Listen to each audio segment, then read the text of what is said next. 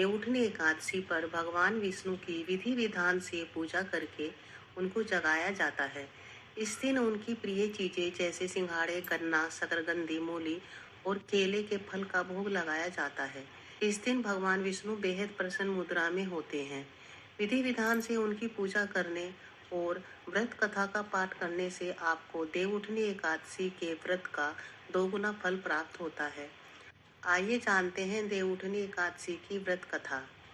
देवउठनी एकादशी कार्तिक मास के शुक्ल पक्ष की एकादशी तिथि को मनाई जाती है। इस दिन भगवान विष्णु 4 महीने की योग निद्रा के बाद जागते हैं। इसके साथ ही चातुर्मास की समाप्ति हो जाती है। इस दिन व्रत रखने और भगवान विष्णु की पूजा आराधना करने का विधान है। विष्णु जी को उनकी प्रिय वस्तुओं का भोग लगाया जाता है। इस दिन पूजा के दौरान देवउठनी एकादशी व्रत कथा को अवश्य पढ़ना या सुनना चाहिए।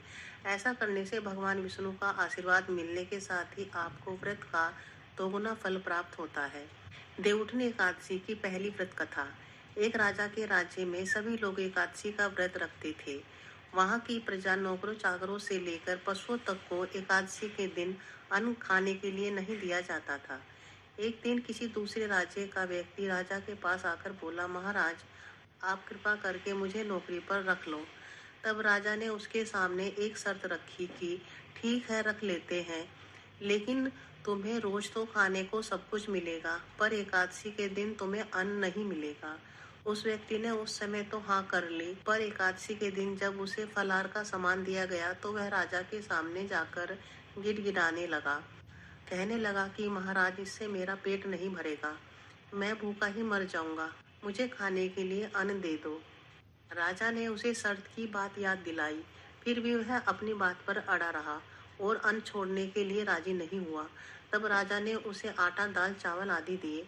वह नित्य की तरह नदी पर पहुंचा और स्नान कर भोजन पकाने लगा।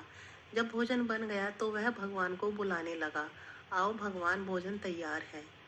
उसके बुलाने पर पीताम्बर धारण किए भगवान चतुर्भुज रूप में आ पहुंचे और प्रेम से उसके साथ भोजन करने लगे।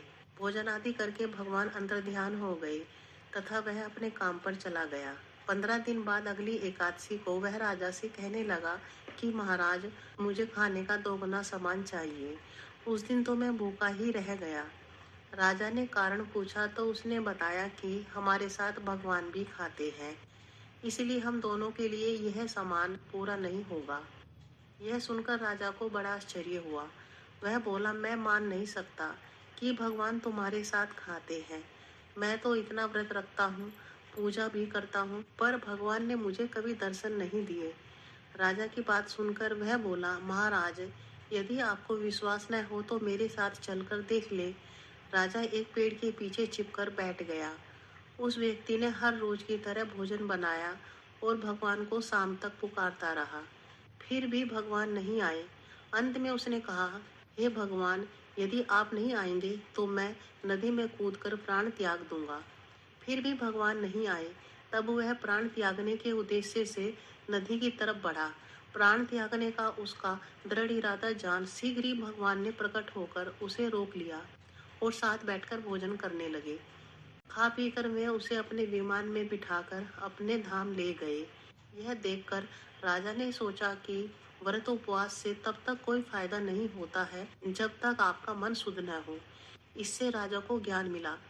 वह भी मन से व्रत उपवास करने लगा और अंत में स्वर्ग को प्राप्त हुआ। देवउठनी एकादशी की दूसरी कथा इस प्रकार है।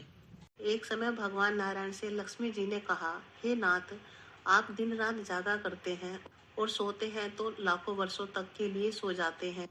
आपके ऐसा करने से संसार के समस्त प्राणी उस समय कई परेशानियों का सामना करते हैं।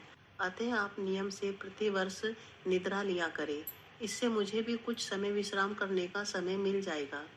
लक्ष्मी जी की बात सुनकर नारायण मुस्कुराए और बोले, देवी, तुमने ठीक कहा है।